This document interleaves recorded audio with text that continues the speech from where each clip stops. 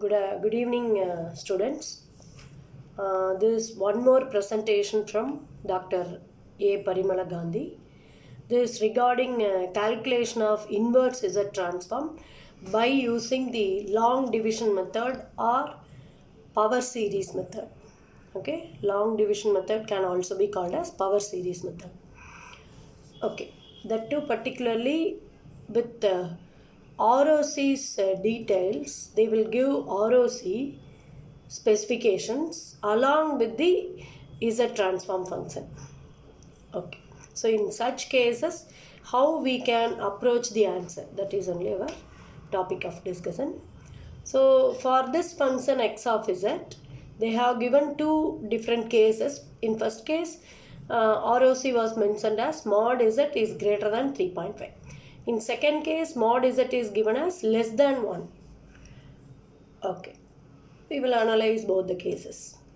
Whenever mod z is greater than 3.5, means greater than some constant value, then it indicates the corresponding x of n function, inverse z transform, should be a causal function, which means right-sided function. Whenever mod z is less than some constant value, means ROC is indicated as interior part of a circle whose radius is 1.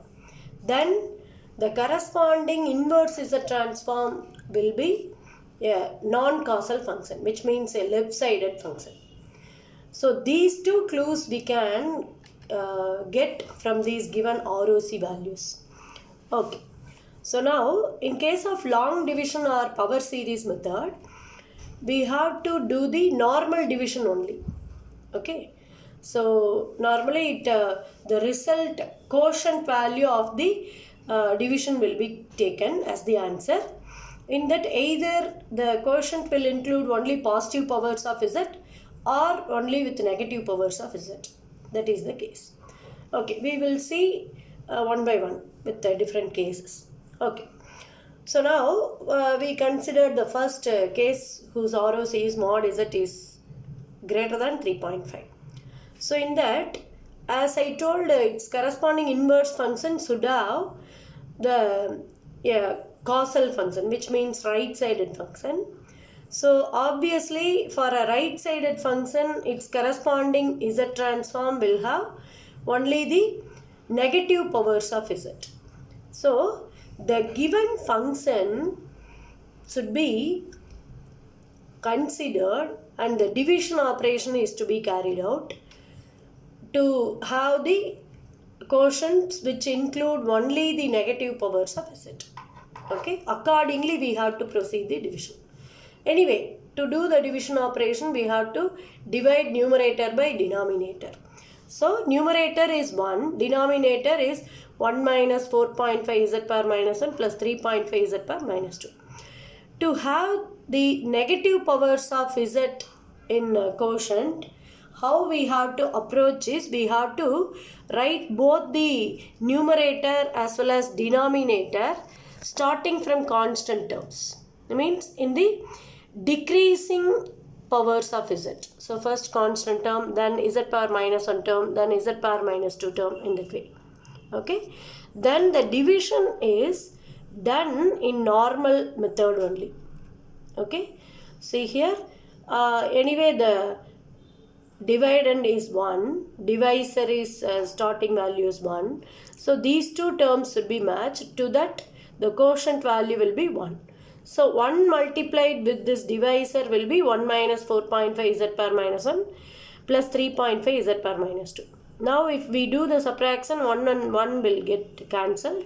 This minus 4.5 z power minus 1 will be made plus. So 4.5 z power minus 1. Then plus 3.5 z power minus 2 will be minus 3.5 z power minus 2.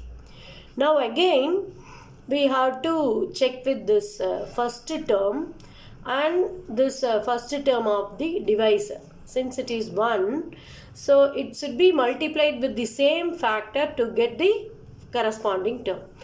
So to need 4.5 z power minus 1, I have to multiply 1 with the same term 4.5 z power minus 1. So that is our next term. Again that 4.5 z power minus 1 is multiplied with the complete divisor and the term is returned. Then after doing subtraction operation, the first term will get cancelled. Then the resultant value of the second term and third term are taken. After that again we have to check for the matching of this term. Anyway, in the remainder, the first term is 16.75 z power 2, that is minus 2. Then it should be multiplied with which term? 16.75 z power minus 2. Okay. So again the same type of approach is done. Then in the remainder, the first term is obtained. To match that, again this term is to be taken. 625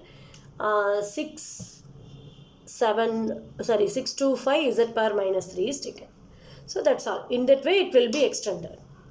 Okay. Now after dividing, you need not worry about the remainder and all. Let it be. It is enough to keep 3 to 4 terms in the quotient. That is enough. Okay. Now after doing the division, we got the quotient value as the answer.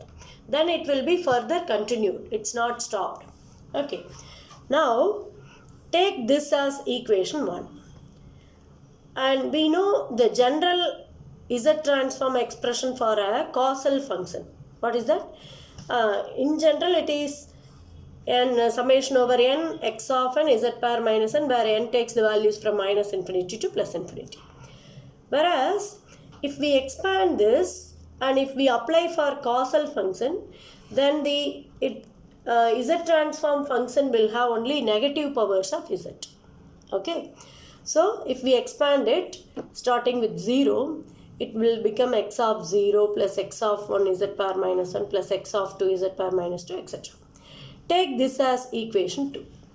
Now compare the equations 1 and 2. Then we can have the matching for the corresponding coefficients. We know the constant term is taken as x of 0 and z power minus 1's coefficient will be equated to x of 1. Z power minus 2's coefficients will be x of 2. So in that way we collected all these coefficients. Now simply you write the collection of all the points. Okay, so that it will be 1, 4.5, 16.75, 59.625, etc. Where this 1 is to be indicated separately with an arrowhead, just to say that starting pulse amplitude. Okay, so this is the case.